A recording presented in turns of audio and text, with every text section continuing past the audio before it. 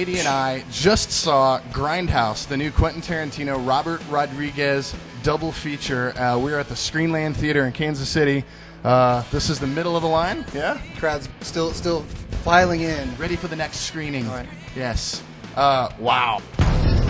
It was called the Grindhouse. Theaters that played back-to-back movies featuring uncensored sexuality and hardcore thrills. Now, Tarantino and Rodriguez are bringing the Grindhouse back with 2 explosive feature films, Planet Terror and Death Proof. Only at the Grindhouse. Grindhouse is a totally different movie experience than we've seen, I don't know, since maybe the 70s, with these double features, two right after the other kind of deal. I mean, obviously it's a totally stylized move, but I think they pull it off, and it certainly is an event more than it is, I mean, any other film I've seen recently. It's a total event to go see these movies. Instead of just seeing a movie tonight, we had like an entire experience, and it was stage managed by Robert Rodriguez and Quentin Tarantino, who are obvious fans of the 70s, blaxploitation movies, sexploitation movies, kung fu movies, car movies, and they're dropping references the whole time. It's a crazy experience, complete with trailers. First, they're stealing biochemical weapons. when the laws of science are broken, the last hope for humanity rests in the hands of a few. So the first of the 2 Grindhouse pictures is Robert Rodriguez's Planet Terror, which is a zombie fiasco. It was a fiasco. Yeah. It was all over the place, and I really thought at one point that it was going to go somewhere clever, but it never quite did.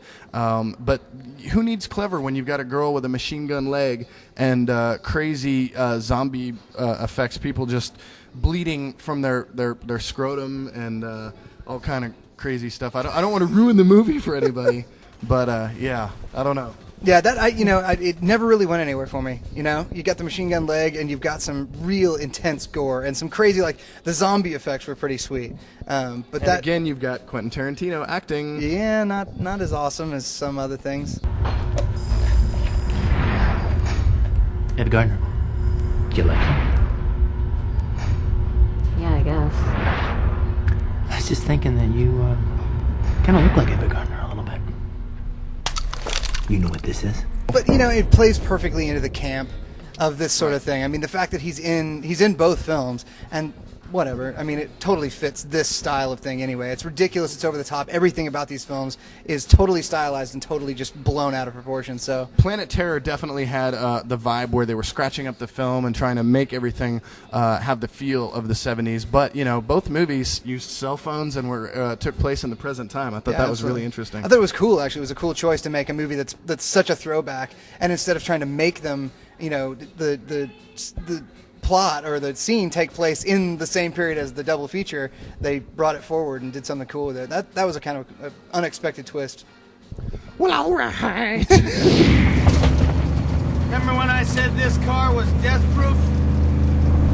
Well, that wasn't a lie. This car is 100% death-proof. Only to get the benefit of it, honey, you really need to be sitting in my seat.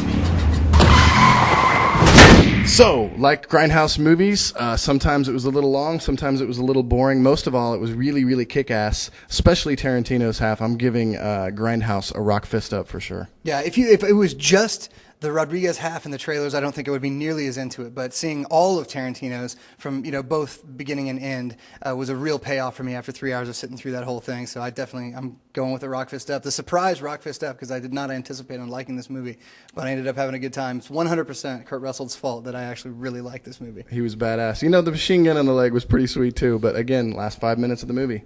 Yeah, what are you gonna do? Machine gun leg was a bit like Paul Simon, One Trick Pony. You can't reference Paul Simon in a Grindhouse review.